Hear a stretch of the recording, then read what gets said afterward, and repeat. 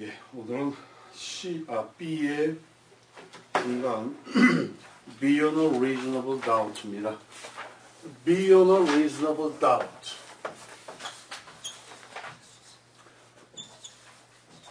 이것은요, 형사재판에서 기본적으로 쓰이는 소리입니다. 형사재판에서 유죄 판결을 하기 위해서는 Beyond a reasonable doubt가 즉 합리적인 의심의 여지가 없이 이때 이 beyond이라고 하는 것은 다른 말로 바꾸자면 without과 마찬가지입니다. without. 그래서 경우에 따라서는 without a reasonable doubt 이렇게도 표현합니다.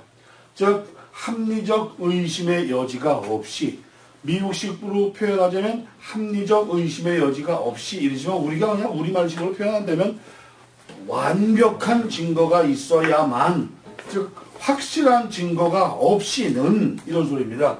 합리적 의심의 여지가 없이 하는 소리 확실한 증거가 없이는 유죄 판결을 내릴 수가 없다라는 소리입니다. 그러니까 이 어떻게 보면 자 여러분 이제부터 법을 하시니까 여러분 법이 뭐 왜 만들어졌을까요? 법 쉽게 얘기해서 법 왜 만들었습니까? 그렇죠. 질서를 유지하기 위해서 만들었습니다. 그 다음에 어떻게 바뀌었습니까? 그러니까 질서를 유지해서 선량한 시민을 보호하기 위해서 만든 겁니다. 지금 법은 왜 쓰여지고 있을까요? 현대 법은 처벌하기 위해서 그러니까 시민들을 다 처벌하기 위해서 범죄자들을 처벌하기 위해서 그런데요 예 근대에 와가지고 근대에 범죄자를 처벌하기 위해서 만든 게 법입니다. 근데 현재는 어떻게 쓰이고 있냐고요. 현재 여러분이 판사, 검사, 변호사, 법무사 자 법을 다루고 있습니다. 현재 법은 어떻게 쓰이고 있냐면 범죄자를 처벌하기 위해서 아니요. 범죄자의 인권을 부르짖는 시대가 됐거든요. 그래가지고 지금은 법은 어떻게 하는 것이냐면 10명의 범죄자를 놓치더라도 한 명의 무고한 피고를 만들지 말라. 이래서 범죄자를 보호하기 위한 법으로 바뀌었습니다. 그러니까 옛날의 법은 누구를 위한 법이었느냐? 시민을 보호하기 위한 법이었습니다. 현재 법의 개념은 무엇이냐? 피고, 범죄자, 피고를 보호하기 위해서 있는 법입니다. 그러니까 처벌하기가 쉬운 것이 아니고 처벌을 하기가 엄청 어렵습니다. 도둑이 잡히고 강도가 잡히고 범죄자가 잡혀왔는데 심지어는 현장에서 잡혀왔는데 범죄를 저지르고 있던 그 순간에 잡혀왔습니다. 그럼 뭐 할 얘기가 뭐 있어요? 범죄자 현장에서 잡혀왔는데 그런데 잡을 때 경찰관이 너 이거 머리끄댕이 잡아가지고 그 목을 졸라가지고 잡아갖고 왔습니다. 그럼 이 범죄자는 나갈 수 있습니다. 체포한 경찰관이 뭘 안 했습니까? 아니 못 끌어서 끌고 왔어요. 경찰관이 범죄자에게 그 체포된 범죄자에게 당신은 저거 할 거예요. 그걸 보고 뭐라 그래요? 변호사를 선임할 수 있고. 그렇죠. 변호사를 선임할 수 있고 묵비권을 행사할 수 있으며 자 이것을 보고 뭐라 그럽니까? 미란다 워닝이라고 하거든요. 미란다 워닝을 안 하고 체포하면 불법적으로 체포했다 해서 그 피고인을 놔줘야 합니다. 아니 그거 체포하기 전에 얘는 벌써 범죄를 이미 저질렀는데요. 저질른 거 소용없어요. 저질렀다 하더라도 합법적으로 데려다가 인격적으로 대해주고 그리고 재판을 해야지. 옛날은 한 4, 50년 우리 그 전에는 뭐 독립운동하다가 걸렸다. 이놈식이 말이 많다. 시끄럽다. 뭐 이러고 두들겨 패면 되고 뭐 30년 전, 40년 전에 한국도 그랬어요. 범죄자 주제에 무슨 말이 많아. 이놈 자식 도대체 반성을 안 해요. 넌 혼자 놔야 돼. 반성을 안 한다고. 아니 피고가 왜 반성해야 되는데요. 요즘은 법이 바뀌었어요. 법이 바뀌어서 피고를 보호해야 합니다. 그래서 대표적으로 나온 게 뭡니까? 오제이 심슨이 자기 마누라가 바람폈대. 아유, 죽이고 싶지. 마누라하고 같이 바람핀 놈이 있어. 아유, 둘이 한꺼번에 묶어서 죽이고 싶겠지. 아, 그렇지만 극하면 됩니까? 안 되지. 아, 여러분 풋볼 선수, 미국에서 풋볼로 스타가 되려면 두 가지는 확실해야 됩니다. 우선 손이, 여러분 손하고 어떻게 돼야 되겠습니까? 한 4배 정도는 커야 됩니다. 위로 옆으로 한 4배는 커야 됩니다. 여러분 손이나 제 손 가지고는 그 볼 던지는 거 절대로 못 잡고 절대로 못 던집니다. 그 사람들은 그걸 가지고 100야드 이상 던져야 되는 힘에다가 돌려면 탄환처럼 뱅뱅뱅뱅 도는 걸 또 한 손으로 잡아서, 그러니까 이 큰 손으로 키는 적어도 6피트는 최소한 넘어가야 되고 잘못되면 7피트까지도 나옵니다. 그런 손을 가지고 칼을 가지고 여자와 남자 그 뭐 식당 웨이터인가 했던 사내놈 마누라가 바람났을 정도니까 그냥 이쁘게 생겼을 거 아닙니까? 얘는 원 내 거는 이만한데 요건 좀 이쁠 거 아닙니까? 그거 둘 죽이는 거야 뭐 간단하지. 그렇게 해가지고 수사를 해서 잡았는데, 잡으러 가니까 저 멕시코까지 지가 머리에다 총 대고 도망가는 걸 미국은 할 일도 없어요. 그걸 또 중계방송 해가지고 2시간 반 동안, 여러분 그거 기억나십니까? 네. 2시간 반 동안 중계하고 흑인들은 육교 위에 올라가서 달려라 달려 뭐 끝까지 지구 끝까지 달려라 뭐 데모하고 그걸 잡아다가 재판했는데 결국은 1년 6개월 재판하고 뭐 됐습니까? 문제는 아니고 허응줄이 됐거든요. 허응줄이. 불일치란 말이죠. 의견 불일치. 한 사람이라도 무죄입니다. 이러면 내보내야 되는 거군요. 그리고 검사는 항소 못합니다.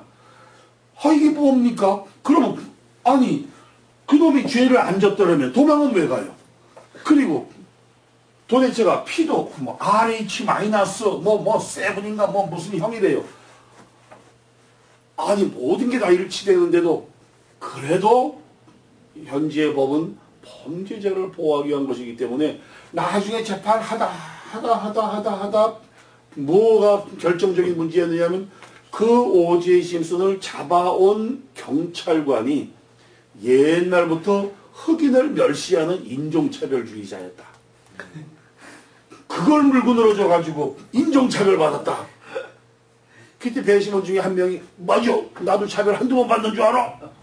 그럴 수 있는 거지 뭐 이래가지고 황주로 된 거거든요. 이게 말이 됩니까? 그런데 말이 됩니다. 요즘의 재판은 그렇습니다. 그러니까 그냥 죄인 주제에 시끄러 말하지 마 이게 아니고 요리 빠지고 조리 빠지고 죄 진 건 죄 졌는데요. 나는 왜 개끌듯이 끌고 왔냐고요? 그거하고 너하고 죄 진 거 무슨 상관 있어? 이제는 상관이 있어요.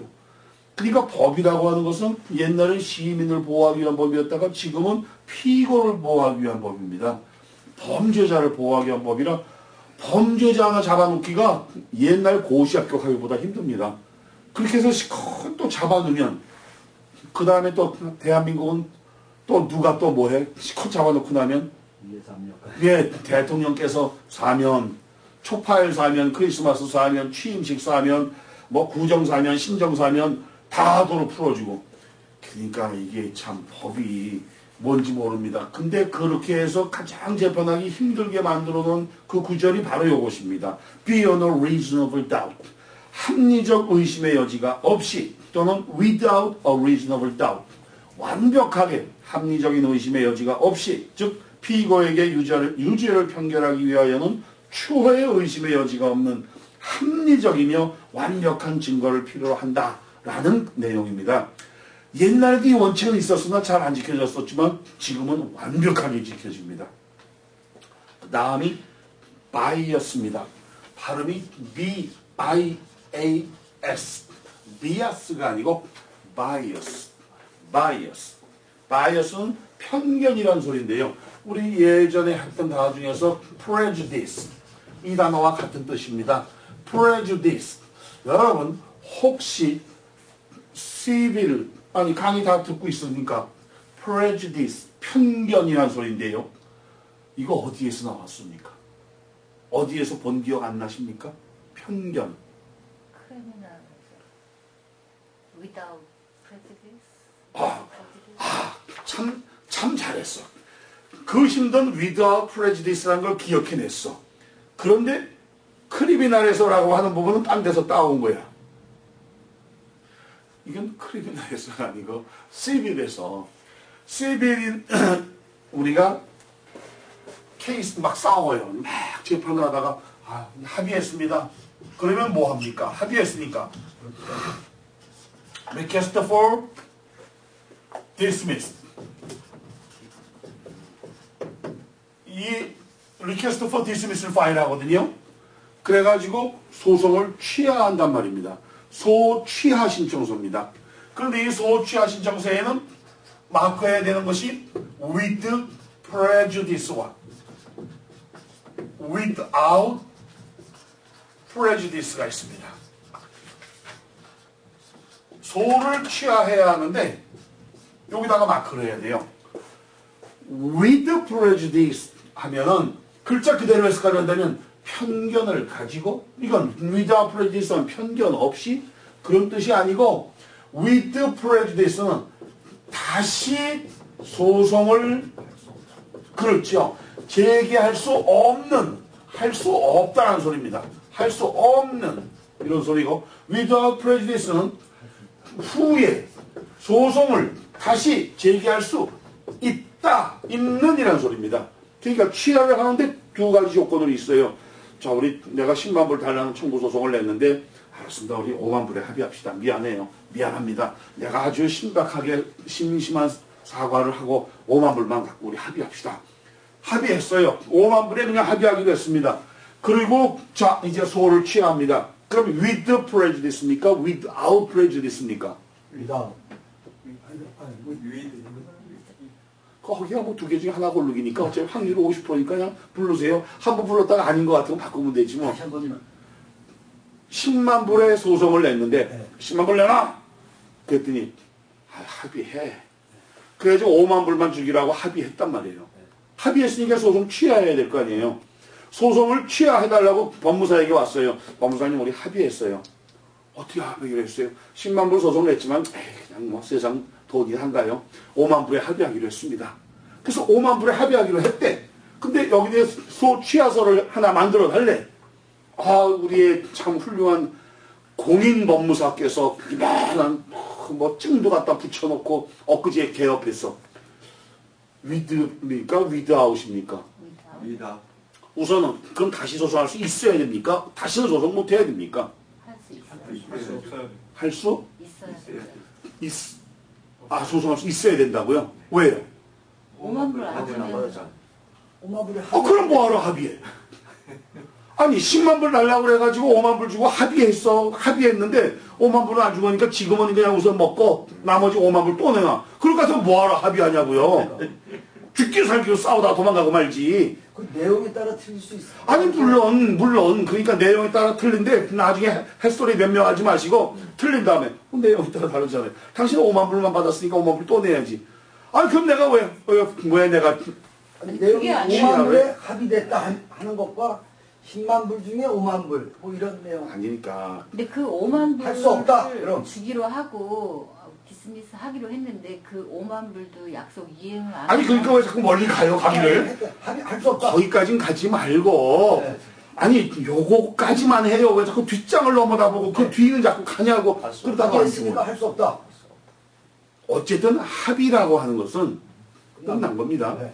10만 불 소송을 냈는데 5만 불에 우리 합의하기로 했어요. 합의하기로 했다는 건 이 소송 끝내겠다는 얘기지. 네. 일단 오늘 5만 불 주고 내후년에 돈 벌면 아니면 갯돈 타면 5만 불 더 주기로 했어요. 그거는 조건부죠. 그럼 소송을 취하하려면 그거는 조건부 합의서가 들어가야죠. 그렇죠?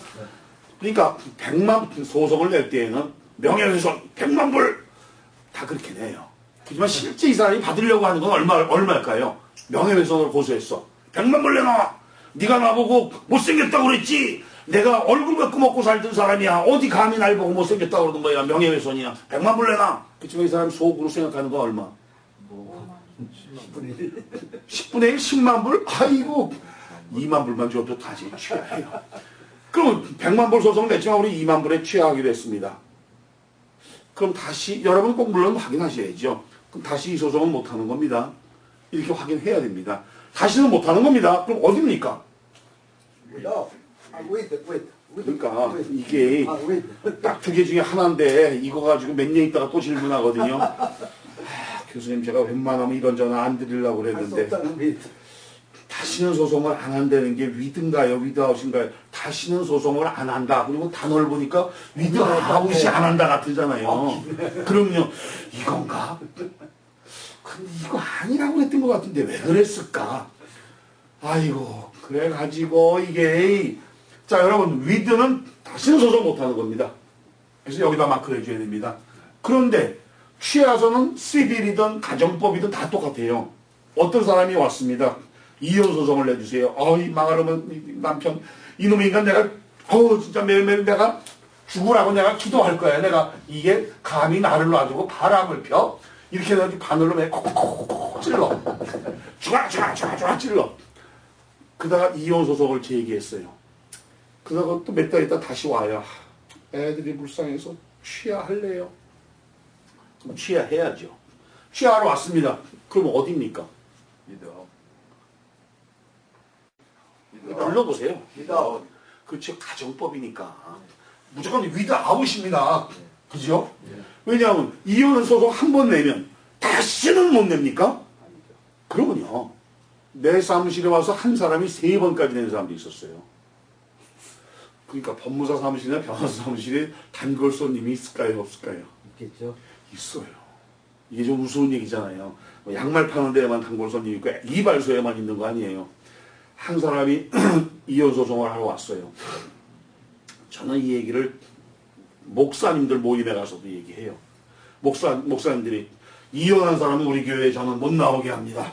그건 주님의 뜻이 아닙니다. 이런 사람이 있고 어떤 목사님은 솔선수범해서 자기가 이혼한 사람도 있고 그러니까 그런데 제가 이 얘기를 꼭 해요.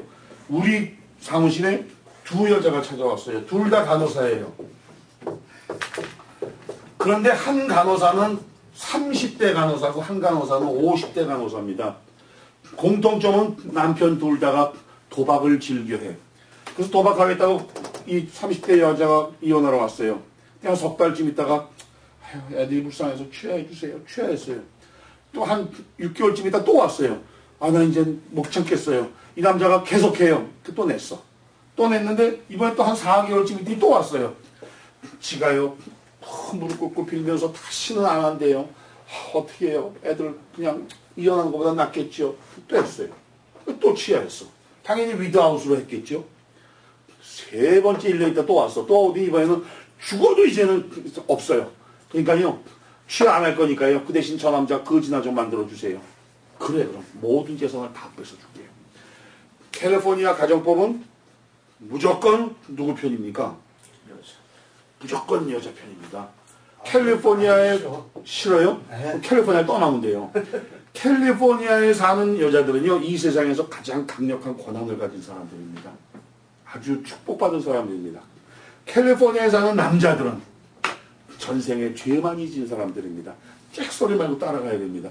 근데 거기다가 여자가 아이까지 키우겠다고 그래. 그러면요, 남자는 가로 열고 나는 죽었다. 이렇게 목청해야 됩니다. 빠져나갈 길이 없습니다. 근데 이 50대 간호사 도박 삽니다. 아주 남편이. 이혼해라 했더니 아휴 이 나이에 내가 무슨 영화를 보겠다고 이혼해요. 나만 처먹으면 되지. 이러고 끝까지 이혼 안 하고 견뎠는데 나중에 부인이 자기 월급에 차원이 들어왔어요. 남편 도박빚이. 나중에 남편이 부인이 고민하다 부인이 먼저 죽었어요. 근데 남편은 부인 장례식에 들어온 이 부족은 가지고 그날 밤에 도박하러 갔어요. 아이고 참 훌륭한 남편입니다. 그럼 어떤 게 나냐 이거지요. 이혼하고서라도 전 재산을 지키는 부인이 잘한 거냐. 아유 이혼은 끝까지 안 되죠. 이러고 죽고 자기 목숨 바쳐서 남편 도박 밀어준 게 잘한 거냐. 그런 얘기 한다는 소리예요. 교수님, 예. 그러면 그 클리어지가 안 돼요. 위다웃 프리저스하고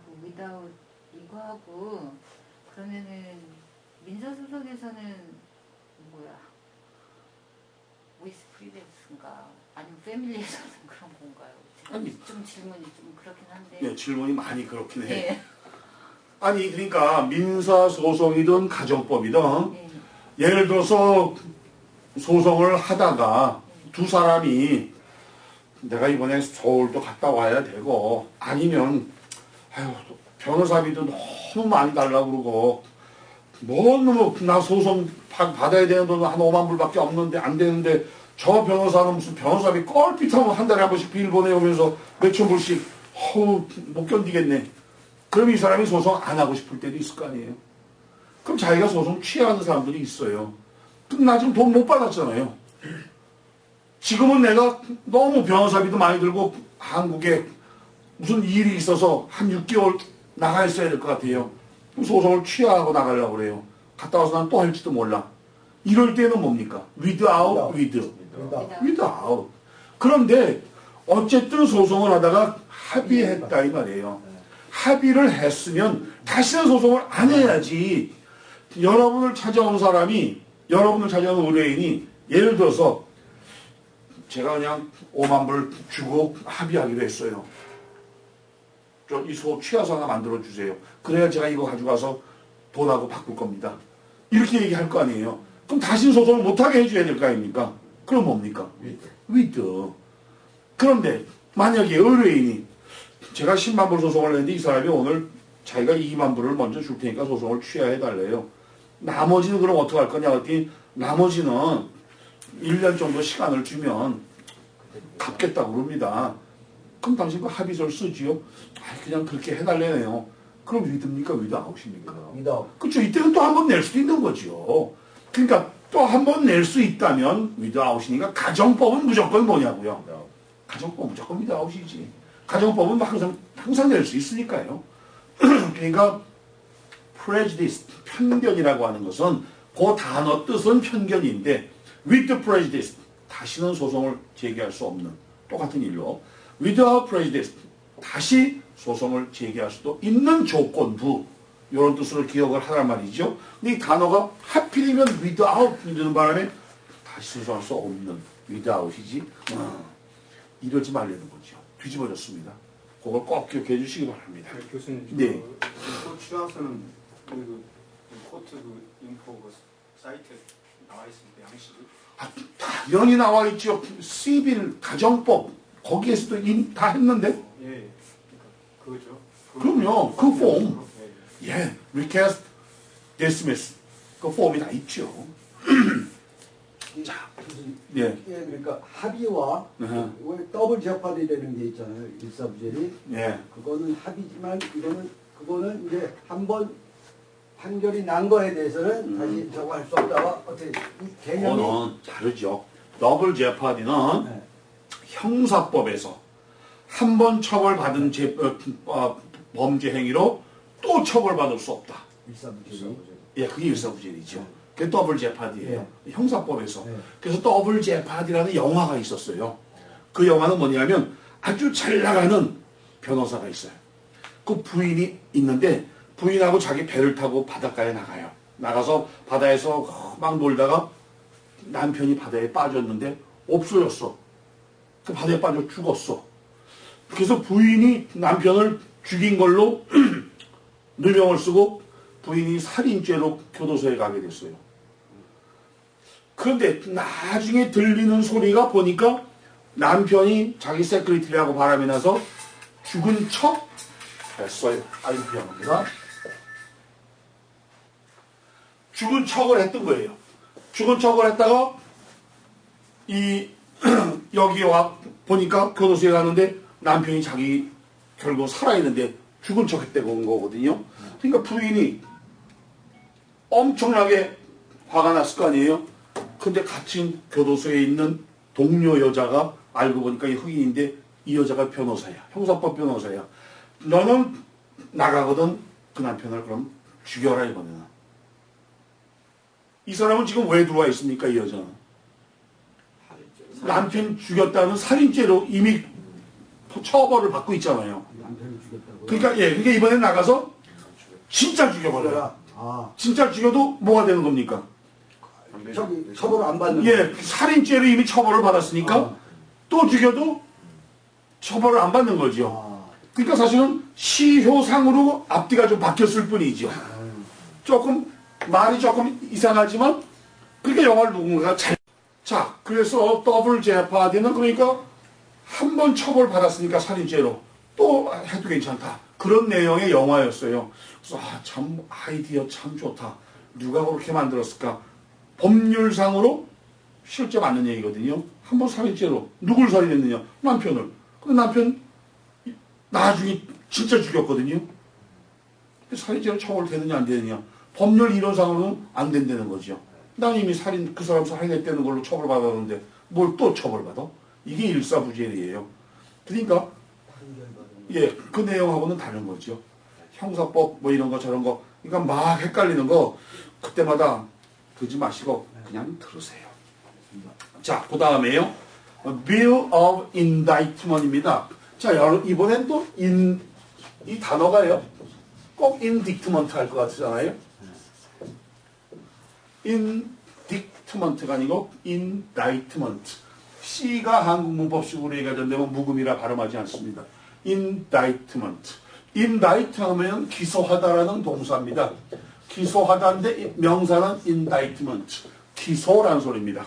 그래서 bill of indictment 하면 기소장입니다. 기소장인데 우선 기소장이라고 하는 단어에 기소장은 뭐냐면 검사가 재판을 청구하는 것을 보고 기소장이라고 하죠. 검사가 피고 아무개는 이러이러한 범죄를 저질렀으므로 징역형에 처해 주시기 바랍니다 하고 청구하는 게 Bill of Indictment입니다. Bill of Indictment라는 단어가 기억이 안 나거든 쉬운 단어가 또 있습니다. 뭐가 있을까요? 아니, 서머는 소장이라는 소리고 그건 우리가 고소할 때 내는 소장이 서머니고 검사가 기소했어요. 기소장을 좀 보여주세요. 기소장을 주세요. 라고 할 때 Bill of Indictment을 보여달라고 그래야 되는데 read attachment? 그거는 압류장이고 다 나온다 단어와 예, 이 쉬운 단어로 information이라는 단어가 있어요. 네, 이 단어 모르는 사람이 어디 있습니까? information이 법으로 넘어오면 기소장이라는 소리입니다. 기소장. 그래서 검사의 기소장을 좀 보여주셔야 할 때 give me an information 이렇게도 얘기한다 이 말입니다. 빌이 나왔습니다. 빌 클린턴의 약자가 빌이 아니고 Bill of Indictment이 기소장입니다. Bill of Information 또는 Information이라고 합니다. 그런데 Bill of Sale이라는 것도 있습니다. Bill of Sale 하면은 무엇이냐? 매매 증서라는 소리입니다. 매매 증서. 자, 여러분 매매 증서는 언제 쓰는 것이냐 하면은 어떤 사람이 여러분에게 찾아와서 이 기계를 예를 들자면 흔히 뭐 길거리에서 흑인들이 옛날에 그 짓들 많이 했잖아요. 칼라 TV 하나 이렇게 들고 와서 그때 칼라 TV 비싸던 시절에 또는 뭐 시계 좋은 시계 갖고 가져와서 30불만 주세요. 20불만 주세요. 너희 가짜 아니야? 가짜 아니에요. 진짜예요. 해서 내가 샀는데 칼라 TV 50인치짜리를 100불에 샀는데 땡 잡았다. 조금 있다 30분 있다 경찰이 와가지고 당신 이거 어디서 났어요? 샀는데 얼마에 샀어요? 100불에? 뭐가 이렇게 싸요? 몰라 어떤 데 가서 그냥 팔아달래 샀어? 이 사람 지금 뭐 한 겁니까? 범죄. 무슨 범죄? 작물 취득죄. 내가 그놈이 도둑놈이지 어떻게 알아요? 몰랐죠. 그럼 모르고 했으니까 무죄입니까? 유죄. 왜 유죄입니까? 모르는 게 죄야. 모르는 게 죄라는 게 어디 있어요 세상에. 아까 저기서 영수증과 못하게 돼 있죠. 그러니까 못하게 돼 있는데 왜 못하게 돼? 이제부터는 여러분 법을 하시기 때문에 합리적으로 말씀하셔야 됩니다. 텍스 안 냈나? 아니 영수증을 영수증. 저걸 안 써. 영수증 안 썼다고요? 그럼 영수증 안 쓰고 우리 매매하면 다 걸리네. 그럼 우리 식당에서 나올 때도 음식값 내고 영수증 안 받았고 나오면 걸리네. 상식적인 가격이 맞지 않기 때문에. 그게 정답이거든요. 작물 취득죄라고 하는 것은 그 사람이 도둑질을 했느냐 안 했느냐가 중요한 게 아니고 우리가 어떻게 알아? 도둑질 했는지 안 했는지 나는 몰라요. 겉보기는 아이고 한 30년 근무하신 목사님처럼 생겼어. 근데 가지고 나왔어. 근데 50인치 새 TV를 100불에 사래요. 이것이 가격이 무슨 가격입니까 이게 지금? 합리적 가격이 아니란 말이죠. Reasonable selling price가 아니란 말이죠. 법은 합리적이 아니면 안 되는 겁니다. 그러니까 예를 들어서 그 TV를 50인치 TV를 한 500불 정도에 샀다면 자 이거 합리적인 금액입니까 아닙니까? 실제 금액은 한 1,500불 한답니다. 500불에 샀어. 합리적일까요? 아닐까요? 아니라고 봐야죠. 아니라고도 볼 수 있지만 어느 정도는 또 합리적이라고 볼 수도 있어요. 그러면요. 왜 그러냐면 내가 너무나 현금이 필요해서 그냥 팔래요. 이런 경우도 있잖아요. 우리 왜 서울서 지하철 타고 가면 뭐 영등포구 물레동에 있는 무슨 회사가 뭐 싸게 판다 어쩌고 하는 식으로 경우에 따라서 그럴 때도 있거든요. 그런데 1,500불짜리를 100불에 판다는 거는 암만 회사가 망했다 하더라도 합리적이 아니잖아요. 합리적이 아닌 금액으로 샀으면 작물취득죄가 성립될 수 있다 이 말입니다. 그런데 그러면 가끔 보면 우리 시골에 살다 보면 이럴 때도 있어요. 누가 추럭으로 한 추럭 나무를 싣고 와가지고 이 나무 사실래요? 또는 한 추럭 시멘트를 싣고 와가지고 이게 지금 500포대인데 한 포대당 그냥 1불씩만 주시고 사실래요? 원래는 얼마인데? 원래는 한 7불 가거든요. 1불 돈이 어딨어? 500개면 500불인데 그러면 50점만 주실래요? 한 추럭을 계속 원래 금액대로 사잔다면 한 3,500불 주고 사야 될 거를 한 200불 주고 샀단 말입니다. 그렇게 팔고 가는 사람들이 있어요. 시골에 오면. 나무 한 그루에 이만큼 큰 거 마켓에 나오면 한 15불, 20불 할 거를 1불만 주세요. 100개, 100불만 주세요. 그리고 팔고 가거든요. 이게 되게 도둑놈이거든요. 차까지 그냥 도둑질 해가지고 통째로 팔고 가는 이런 애들이 시골에는 많아요. 이 도심지에는 없지만. 그런데 사고 싶은 마음은 굴뚝 같은데 저 잘못 샀다가 만약에 작물취득죄라고 그러면 아이고 내가 이 나이에 이게 무슨 망신이야.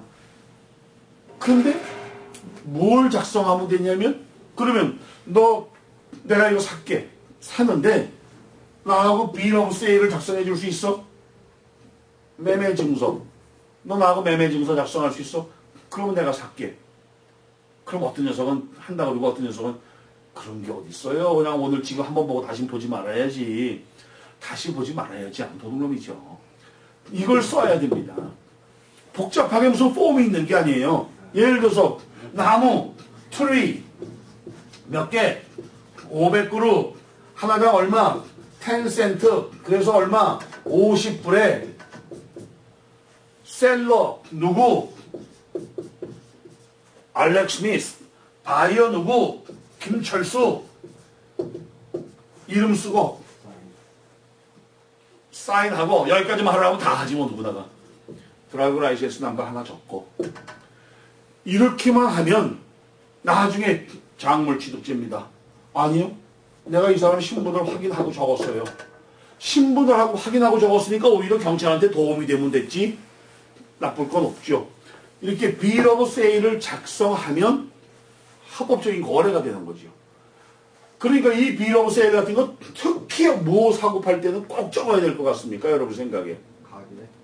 스토어 매매. 퍼스널. 아니 스토어 매매 같이 그 액수 큰 거는 뭐 그건 너무나 당연한 얘기고 그거는 뭐 에스크로까지 열고 해야 되고 단순한 매매 중에서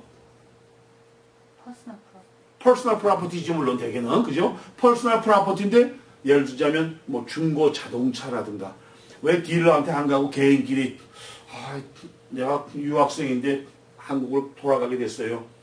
내 차 좀 그냥 사주세요. 내가 딜러한테 가서 팔면 한 8,000불 받겠지만 그냥 빨리 엄마가 빨리 오래요. 오늘 비행기 타고 가야 되는데 3,000불만 주세요.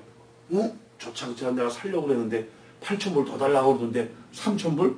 아이고 잘됐다. 이 페이먼 없지? 없어요. 알았어. 핑크 슬립 있어? 있어요. 줘. 돈 주고 끝냈어요. 나중에 알고 보니까 그 유학생 녀석이 지 하숙집 아줌마 거 들고 나왔대. 작물취득죄죠. 그러니까 꼭 bill of sale을 조금 의심스러운데 약간 좀 조금 뭐가 냄새 나는데 이러면 bill of sale을 꼭 작성해야 됩니다. 그러니까 무슨 특별한 폼 없어요. 셀러 이름, 바이어 이름, 날짜, 언제 사고 팔았는지, 무엇을, 가격은 얼마에, 그것만 적으면 되는 거예요. 이건 폼이 없습니다. 그런 것들도 잘 기억해 두면 또 누군가가 와서 여러분에게 부탁할 수도 있죠. 이 사람이 이런 거 팔겠다고 그러는데 법무사님께서 간단한 뭐 서류 하나 작성해 줄 수 없을까요? 그러면 무슨 서류 작성하지?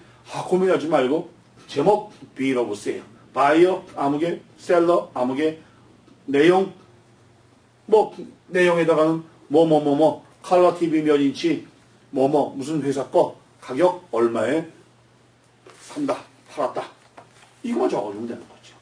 그게 bill of sale입니다. 인터넷 작물은 어떻게 해야 되죠? 인터넷에. 그게 참 문제가 많죠. 인터넷상으로 팔겠습니다. 돈을 보내고 크레딧 카드를 보내고 물건이 와야 되는데 온 다음에 보니까 껍데기만 왔다든가 뭐 이런 게 많아서 가능하면 인터넷으로 매매하지 말아라. 요즘은 그래서 IT 디비전이라는 것이 생겼어요. 경찰국에 인터넷 범죄만을 처벌하는 디비전이 따로 생겼습니다. LAPD 다운타운 경찰국에 가면 5층인가 7층인가 한 층 전부 다가 IT 디비전입니다. 굉장히 경찰관도 근무한 사람도 한 200~300명 되고 그것만큼 범죄가 많은데 글쎄요. 저도 몇 번 인터넷을 통해서 뭔가를 산 적이 있거든요. 근데 단 한 번도 제대로 된 걸 해본 적이 없어요. 제대로 된 거는 책 샀을 때만 제대로 됐어요. 예를 들어서 우리 법대 같은 경우 교과서가 비싸잖아요. 한 권에 뭐 150불, 200불 이러니까 너무 힘들어서요. 4권 한꺼번에 사려면 1000불인데 5권 사려면 이러니까 그러면 제목 적어줄 테니까 흥책 사. 바뀐 게 하나도 없으니까. 옛날에 우리 가나다 시절에 다 흥책 갖고 공부했잖아요. 인터넷에 이렇게 쭉 알아보면 그 책 팔게 되는 사람들이 뭐 말도 못하게 많아요. 그러면 어떤 사람은 100불, 어떤 사람은 80불, 60불 이러거든요. 이렇게 돈을 보내면 자기네가 붙여와요.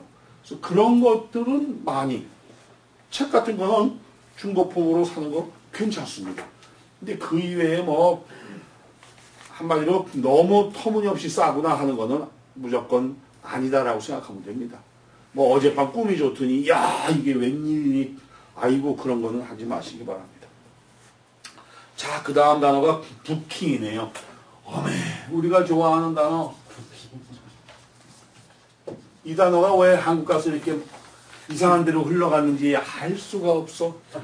원래 부킹이라는 뜻은 지금 여기 나온 것처럼 범행 체포 후에 행정 절차를 부킹이라고 하고 부킹 넘버 하면 이게 있지 않습니까? 사진 찍으면서 여기다가 2838088 이렇게 해가지고 사진 찍는 이게 부킹 넘버입니다.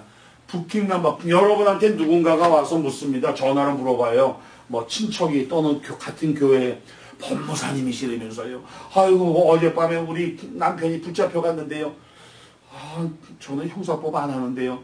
그래도 무조건 물어보거든요. 아이고 어디 갔는지 뭐 밤에 전화가 와가지고 아침에 전화가 와서 뭐 보석금 가져와라 뭐 어쩌고저쩌고 하는데 어디 있는지 좀 알아볼 수 없을까요? 여러분 어디 있는지 알아보는 방법은 간단해요. 그러면 어젯밤 전화하면서 무슨 번호 하나 안 주던가요? 몰라요. 무슨 뭐 어쩌고 저쩌고 하면서 번호를 하나 줬는데요. 뭐 D-2838088 무슨 어쩌고 줬는데요. 그것만 있으면 돼요. 그것만 있으면 어디든 어디 있는지 바로 알아낼 수가 있습니다. 한밤중에 와서 그걸 범인을 잡아가지 주로 황당하게 잡아가는 사람 중에 하나가 또 뭐였냐면 어젯밤에 잡아갔는데요. 그래서 어디로 갔대요? 몰라요. 근데 뭐 때문에 잡아갔대요? 네바다에서 라스베가스에 돈 안 갚았다고 호텔 돈 안 갚았다고 잡아갔어요. 여러분 라스베가스의 호텔에 가서 도박을 열심히 하면 그 사람들이 크레딧 주죠. 이 크레딧 카드도 내주고 돈을 줘요. 처음에는 한 5,000불 해주고 10,000불 해주다 한 50,000불까지도 해줘요. 한국일보사 저 사장 같은 녀석은 100,000불까지 해줘요. 그래가지고 그 돈을 가지고 도박을 했는데 바로 갚지 않으면 네바다에서 호텔에서 돈을 빌려가지고 도박하다 갚지 않으면 민사법일까요? 형사법일까요? 형사법. 예. 네바다주는 이게 형사법입니다. 사기입니다. 그래서 밤에 잡으러 와요. 밤에 잡아가지고 어디로 데려가냐면 그 밤에 네바다주로 데려갑니다. 그래서 네바다주 경계를 넘어가서 형무소에다 잡아넣어요. 그러면 아침 새벽까지 찾아오거든요. 아이고 우리 남편 어젯밤에 누가 데려가면서 네바다로 데려간대. 그랬더니 밤에 전화가 왔는데 뭐 남바가 어떻대요? 부킹 남바. 그럼 부킹 남바라고 그러니까 또 부인이 이 망할 놈인가 이 밤에 나가더니 어디서 나이트클럽 가가지고 남바가 그거 걸고 있구나. 이 오해하지 마세요. 여기서 말하는 부킹 남바는 나이트클럽 남바가 아니고 교도소 수감번호입니다. 그러면 그거는 가서 돈 내고 빼오는 수밖에 없습니다. 빚을 갚아야 돼요. 그러니까 네바다에서 돈 준다고 홀까닥 받아 쓰지 마세요. 형사법 위반입니다. 큰일 납니다. 옛날에 한국의 한국일보사 사장은 뭐 100만 불인가 줬는데 쓰고 가서 안 갚았대요. 한국법에 의하면 도박빚은 언제까지 갚아야 될까요? 갚을 의무가 없다. 정답. 한국은 고스톱 치다가 빌린 돈 안 갚아도 됩니다. 도박장에서 빌린 돈은 그 거래 자체가 미풍양속을 해야 하는 불법적인 행위이기 때문에 안 갚아도 됩니다. 그 생각하고 뛰어먹으려고 그랬는데 여기서 돈 받으러 갔거든요. 그랬더니 한국의 신문사 사장 정도 되니까 검찰을 또 어떻게 해가지고 돈 받으러 간 사람을 공갈협박으로 잡아놓았어요. 여기서 또 난리를 쳐가지고 그 사람 다시 풀어주고 한국일보사 사장은 미국에 너는 영원히 들어올 수 없다. 그래서 입국 금지자 명단에 올랐어요. 얼른 갖다 갚았죠. 100만 불. 그러니까 이 신문사 사장이 되는 자가 쉽지 있는 일이에요. 논픽션 다큐멘터리 드라마 실제 있던 일이에요. 실제 없는 일을 내가 이렇게 녹음하면서도 떠들면 나도 한국에 가서 큰일 날 거 아니에요. 그렇습니다. 반성해야지요. 멍청한 놈. 자, 부킹. 범인 체포 후의 행정 절차를 부킹이라고 하고 부킹 넘버는 수감 번호를 부킹 넘버라고 한다. 그 다음에 보나피데 선의의 신의 성실의 원칙. 그러니까 모든 거래는 신의 성실의 원칙에 의하여 이루어져야 한다. 모든 거래는 선의의 뜻으로 이루어져야 한다. 이런 것을 말할 때 보나피데라고 얘기합니다. 자, 그 다음이 brandishing weapon입니다. brandishing weapon, 무기를 휘두른 죄입니다. 무기를 가지고 들어와서 막 휘둘렀습니다. 살상을 하지는 않았으나 그 휘둘렀다는 그런 행위만으로 felony 중범으로 기소됩니다.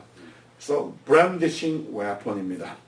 breaking and entering, 여러분 breaking and entering입니다. breaking, 부셨단 말입니다. 뭔가를. 그래가지고 and entering 했습니다. 들어갔습니다. 그렇다면 이것이 무엇입니까? breaking and entering, 주거 침입이죠. 남의 집에 주거 침입한 겁니다. 자, 그런데 주거 침입 죄라고 하는 제목이 따로 아예 단어가 하나 있습니다. 뭐가 있습니까? 주거 침입 죄. 그럼 나온 대로 다 해봅시다. trespassing. trespassing이라고 하는 단어가 있고요. 절도죄, theft가 있고요. larceny 있고요. larceny. 또 뭐가 있을까요? 요 밑에 보니까 이미 나와 있네요. burglary라고 하는 것 단어가 있고요. burglary.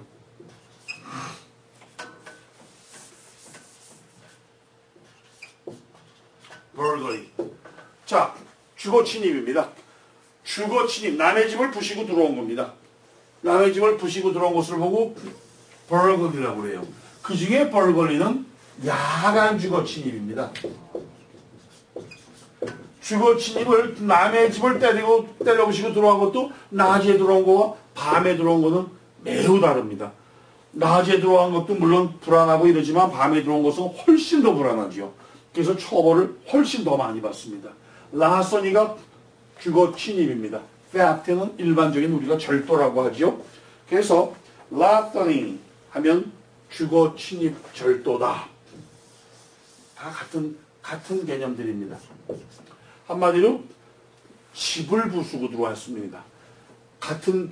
같이 문을 따고 들어온 것도 사무실 문 따고 들어온 거와 집 문 따고 들어온 건 다릅니다.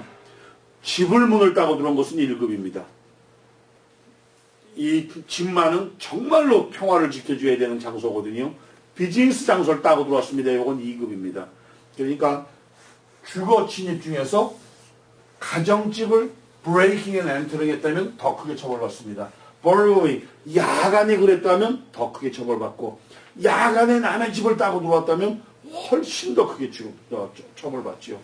그래서 이게 강도가 좀 다르다. 그래서 breaking and entering 주거 침입인데 아까 말한 trespassing이라고 하는 것은 남의 장소를 지나가는 걸 말합니다. 허락받지 않고 지나가는. 그러니까 가정집 이렇게 담장을 이렇게 지나가는 경우는 드물지요. 대개 시골 변두리에 가면 마당은 넓은데 담장은 안 쳐 있고 또 남의 집 농장 이런 거 그냥 들어가면 주거 침입이 되는 겁니다. trespassing이 되는 거죠. 그래서 no trespassing 들어오지 마세요. 이런 소리가 있거든요. no trespassing. 그런데 여러분 남의 집 농장, 남의 집 마당 땅입니다. 담장이 없어요. 꼭 사인이 있어야 합니다. 여러분 이 미국서는요 알아둬야 될 게 하나가 있습니다. 내가 집이 있어요. 그렇게 길이 있습니다. 내 담장을 이렇게 쳤어요. 이게 우리 집 들어오는 입구예요. 여기 또 파킹하는 자리들도 이렇게 있고 내 집 앞에 잔디밭이 있고 근데 어떤 미친 녀석이 차를 여기다 댔네요. 아침에 나가보니까 이렇게 차를 대게 되어 있는데 한 녀석이 이만큼 됐어요. 내 차가 나갈 길이 없네. 이거 어떻게 하면 될까요? 내가 출근을 못해. 그러면 자 1번 도끼로 부신다. 2번 유리를 깨고 유출을 해놓고 밀어버린다. 3번 토잉카를 부른다. 4번 경찰을 부른다. 어디가 맞습니까? 하도 여태까지 틀려가지고 이제 뭐 대답하고 싶지가 않지. 토잉카를 불러야 될 거 아니겠습니까? 차 끌어가라고. 토잉카가 와가지고 이 차를 끌어갈 수 있을까요? 없을까요? 못 끌어가죠. 못 끌어갑니다. 왜요? 노티스가 없어서 못 끌어갑니다. 그러면 우리는 얼른 얘기합니다. 아니 남의 집 입구에다가 차 대면 안 되는 건 상식이지요. 아니 그걸 무슨 노티스까지 붙여. 우리는 이렇게 얘기해요. 맞아요. 우리 같은 생각으로 따진다면 이건 상식입니다. 남의 집 문 앞에다 차 대고 가는 미친놈이 어디 있어요. 상식적으로 말이 안 되지. 근데 여기에 댈 수 있을 것 같은 공간이 있고 그럴 가능성이 있고 밤마다 가로등이 없어가지고 차를 대다 보면 가끔 내 집 앞에다가 슬그머니 대고 가는 녀석도 있다. 이러면 꼭 사인을 갖다 붙여야 됩니다. 이 자리에 파킹하면 당신 비용 부담으로 차를 끌어가겠습니다. 토잉해 가겠습니다라는 사인판을 붙여야 돼요. 그 사인판은 어디 가서 구할까요? 1번 홈디포 가서 산다. 2번 경찰에 신청해서 잘 말해서 받는다. 이거겠죠. 직접 써서 붙여. 그렇죠. 직접 써서 붙여도 괜찮고요. 아니요. 쉬운 방법은요. 토잉 컴퍼니에 가면 이거 그냥 줘요. 그 중앙. 예, 자기네가 잘 만들어서 줘요. 왜냐면 그걸 붙여놔야 그 다음에 자기네 차를 끌어올 수가 있으니까. 자기 장사하기 위해서 좋게 만든 거, 잘 만든 거 줍니다. 우리 집 앞에다 붙여놓게 다음에 이거 이 차가 이런 게 생기거든 전화해. 그러니까 토잉 컴퍼니가 달라고 그러세요. 집에 붙이는 경우 거의 없죠. 아니 거의 없지만 집에 그라지 앞에 창고 앞에 등등등 특히 시골 같은 데는 이런 거 많아요. 그거 꼭 붙여놔야 됩니다. 비즈니스 장소도 마찬가지입니다. 비즈니스 장소에 왜 자기네 예를 들자면 식당 같은데 파킹해놓고 밤에 술 마시고 집에 가거든요. 그냥 남의 집 파킹 장소에도 놔두고 그럴 때에는 밤에 파킹하면 차를 끌어가겠습니다 하는 노티스를 붙여야 됩니다. 그러면 토잉 컴퍼니에 전화해서 이 차 가지고 와. 그럼 자기네가 끌어가요. 근데 그거 와서 보니까 노티스 없잖아요. 노티스 무슨 상식이지. 남의 집에서 파킹하고 집에 간 놈이 있어. 예, 상식 없습니다. 이 나라에는 상식 없습니다. 여러분 상식이 없기 때문에 이 사거리마다 모든 사거리마다 미국 전역의 사거리마다 뭐 어떻게 돼 있습니까? 빨간색 페인트로 아, 그 야광, 방수, 여러분 이 페인트 무지하게 비쌉니다. 이거 이만큼 칠하려고 하면 몇백 불 듭니다. 이 칸마다 빨간 거, 빨간색 다 하면 또 뭐 칠했습니까? 노란색. 그러면요, 빨간색 다음에 노란색, 로딩만 하라고. 이걸 다 칠하잖아요. 전국에, 이 돈이 얼마예요? 아니, 이걸 뭘 칠해? 상식이지. 사거리에다가 차 대면 안 된다는 거 뻔한 얘기지. 여러분, 여기 상식이 없어요. 이거 칠 안 했으면 되면 됩니다. 칠 안 했으면 우리는 못되게 해야 되는데 칠 안 했는데도 못되게 하려고 그래. 그럼 뭐라도 갖다 놔야 됩니까? 사이즈. 이 사이즈. 표시판. Always no parking. 이거라도 갖다 놔야 됩니다. 그거 갖다 놓지 않으면 안 됩니다. 그러니까 이 나라에는 안 됩니다라면 해놔야 돼요. 우리처럼 그건 상식이죠. 아니 상식 없어요. 상식 없습니다. 여러분 정부기관 복잡한데 종합병원 같은 데 가면 간호사실이 어디예요? 그럼 뭐라고 가르쳐 줍니까? 혹시 USC 병원 같은데 UCLA 병원 같은데 사람이 막 수백 명 수천 명 있어. 여기 간호사실이 어디예요? 그럼 어떻게 가르쳐 주는지 아세요? 고트 인포메이션. 아니 물론 고트 인포메이션 갔어. 근데 거기서 어떻게 가르쳐 주냐고요? 저기 바닥에 줄 따라서 뭐 하나. 예. 어디라고요? 간호사실이요. 그럼 노란 줄 따라가세요. 그러면 계산하려고 하는데 캐셔는 어디에요? 파란 줄 따라가세요. 중환자실은요. 빨간 줄 따라가세요. 이거 뭐야? 빨간 줄 보면서 가요. 이렇게. 가다 보면 꼬부라졌어. 이렇게. 또 꼬부라졌어. 이렇게 따라가. 보니까 여기군.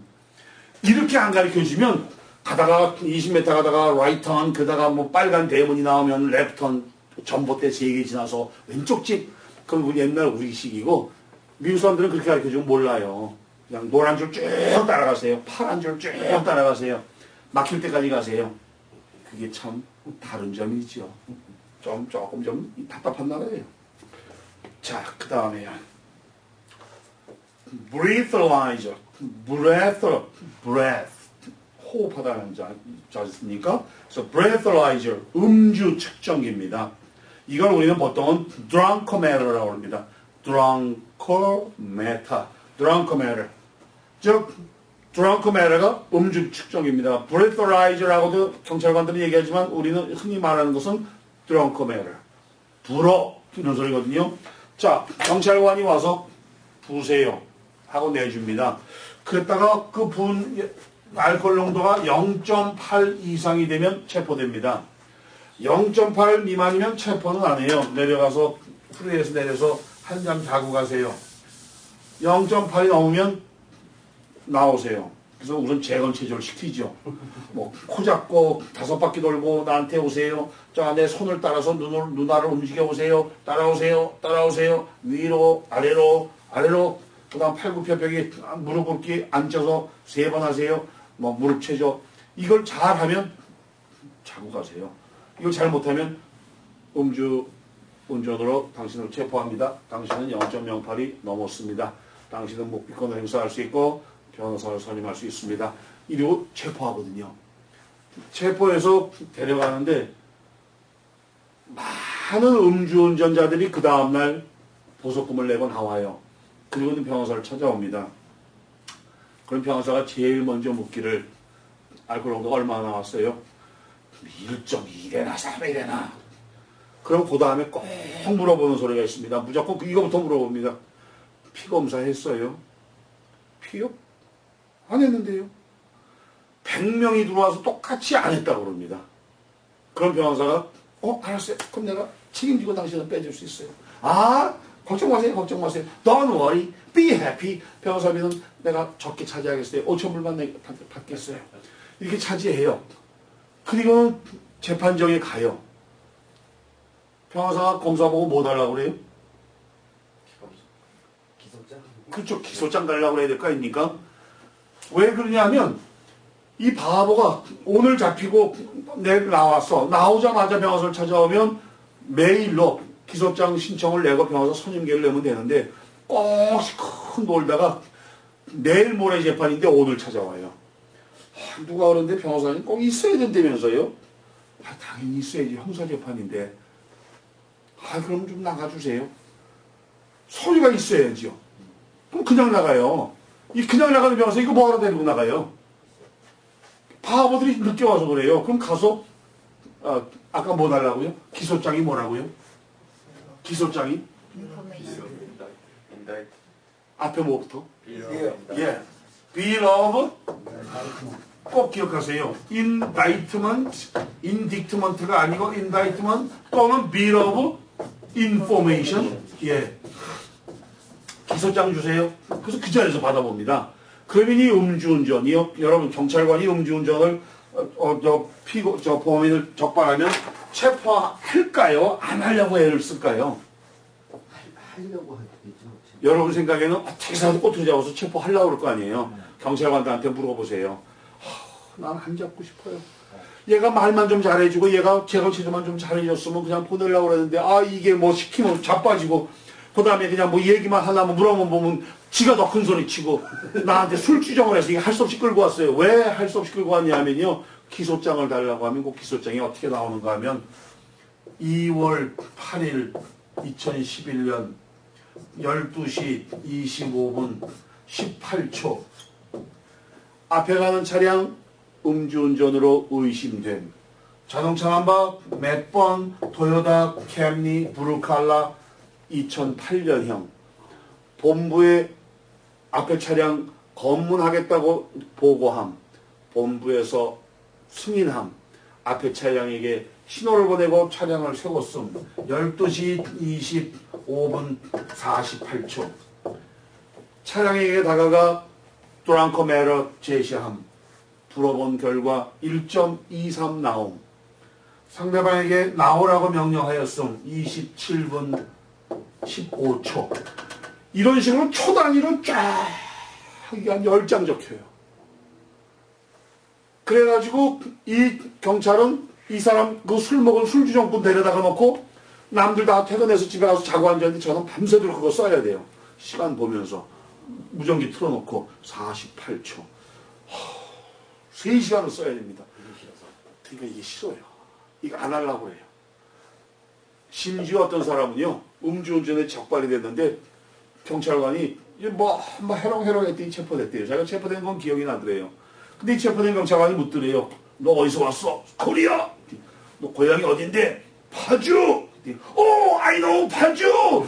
문산 I love 외관. 뭐 이러더래요. 한국에 나갔다 온 군인이죠. 군인이 파주 문산 모를 리가 없잖아요.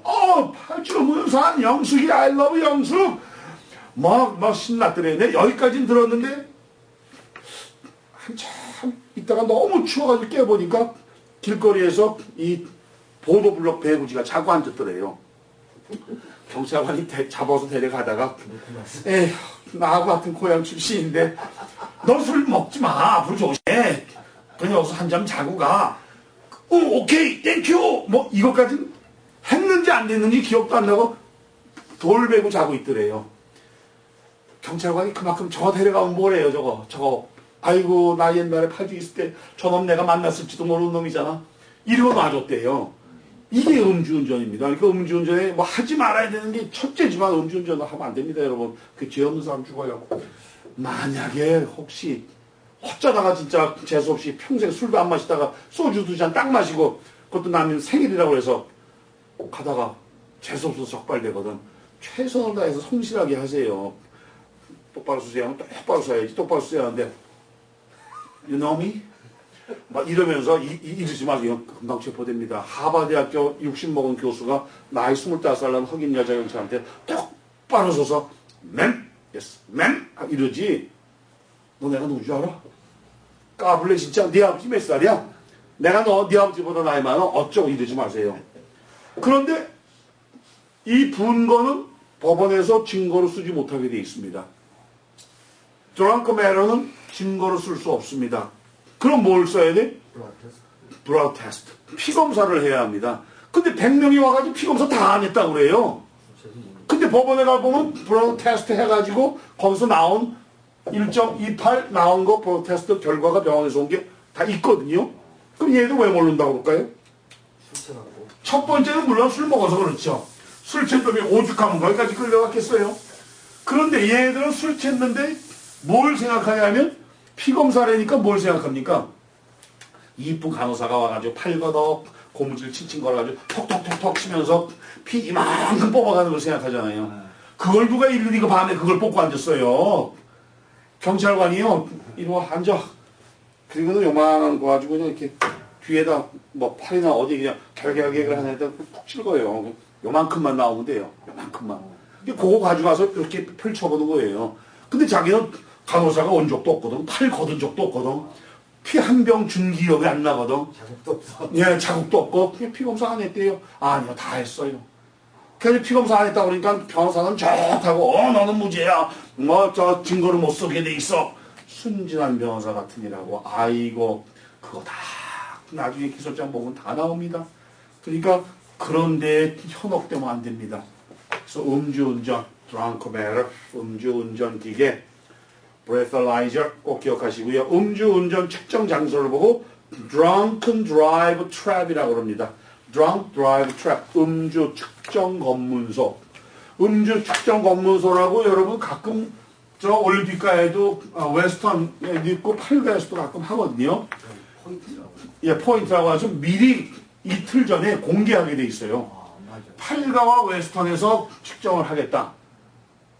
그럼 사실은 진짜 술 마신 사람은 웨스턴 쫙 가다가 이렇게 돌아가면 돼요.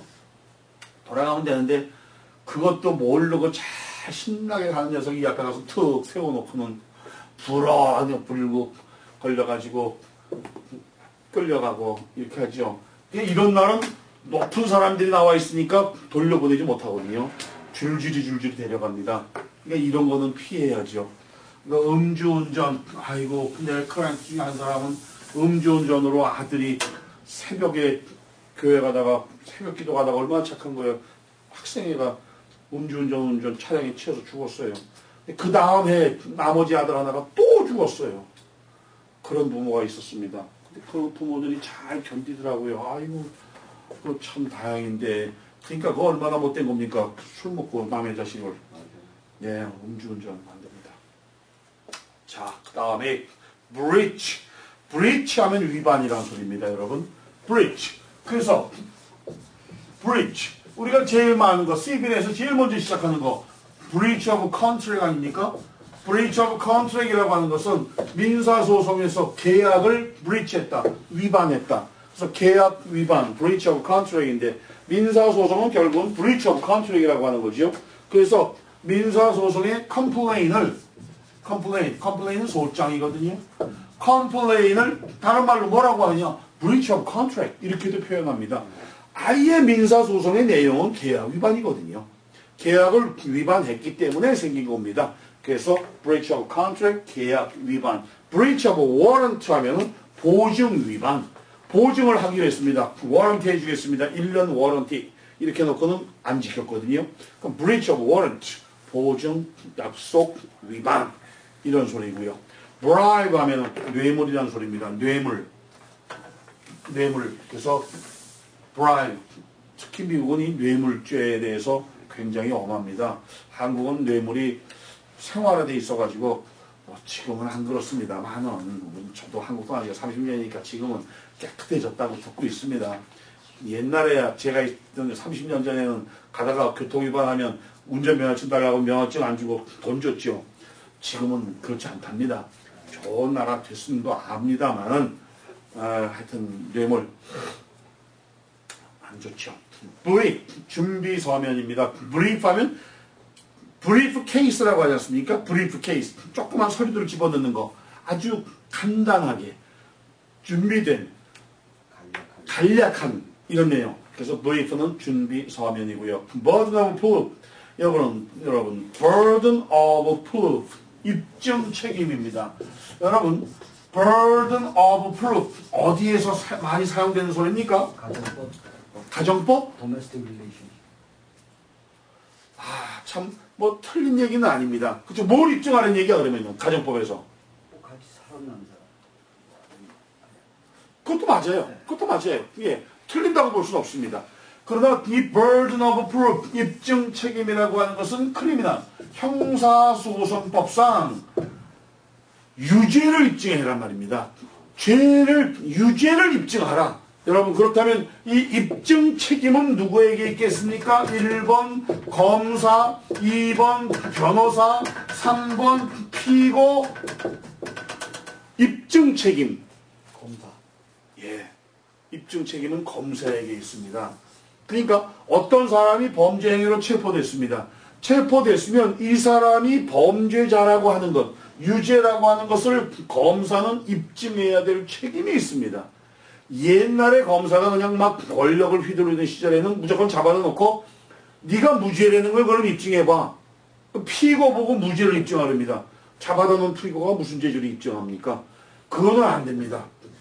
입증 책임은 검사에게 있습니다. 모든 권력을 쓸 수 있는 검사가 확실하게 burden of proof, 입증 책임을 져야지 불쌍한 피고 잡아다 놓고 네가 죄 안 졌다는 걸 한번 증명해봐. 무슨 죄지로? 이건 안 됩니다. 그래서 법률의 유죄 입증은 검사에게 있다. 또 burden of guilty 이렇게도 쓰는데 유죄 입증 책임이다. 이런 얘기고요. burglary 아까 했었죠. 야간 주거 침입이 burglary 뭐하고 같다고요? 뭐하고 같다고요? breaking and entering. 예, breaking and entering 또는 ransom. larcen이라고 하는 단어를 주거 침입이라는 단어를 잘 기억해 두시기 바랍니다. 해서 여기까지가 B입니다. B를 여기까지 끝내고 이제 C로 들어가기 전에 질문 있으면 하십시오.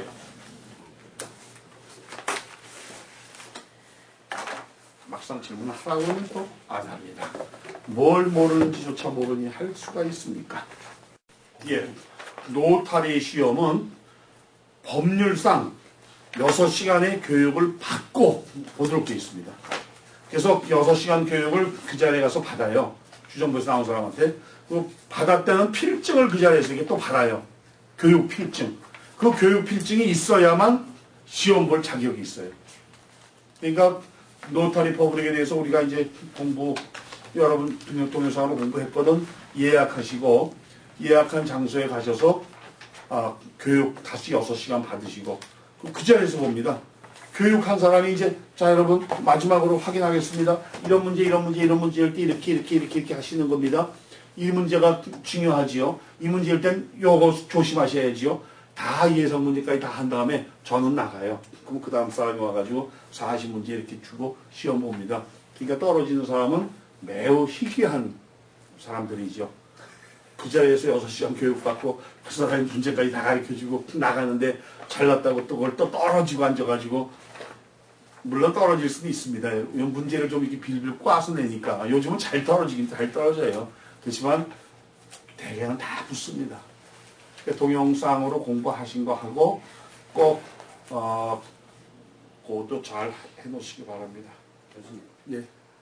법무사는 형사법을 할 수 없다. 예. 하지만 인포메이션을 줄 수는 있다. 아니요. 형사법에는 법무사가 관여할 여지가 없습니다. 전혀요? 그럼요.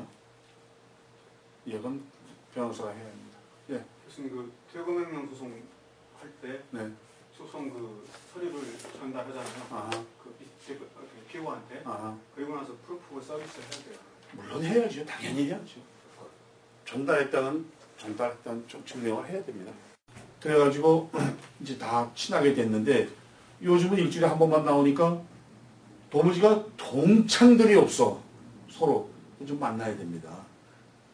지금 나중에 이제 개업들 하고 나면 서로 적 같으지만 이게 잘못 판단한 거예요. 정보기관하고. 제가 캘리포니아 주정부 법무사연합회를 만들어서 등록을 시킨 다음에 연방정부 패러리갈 연합회가 굉장히 큽니다.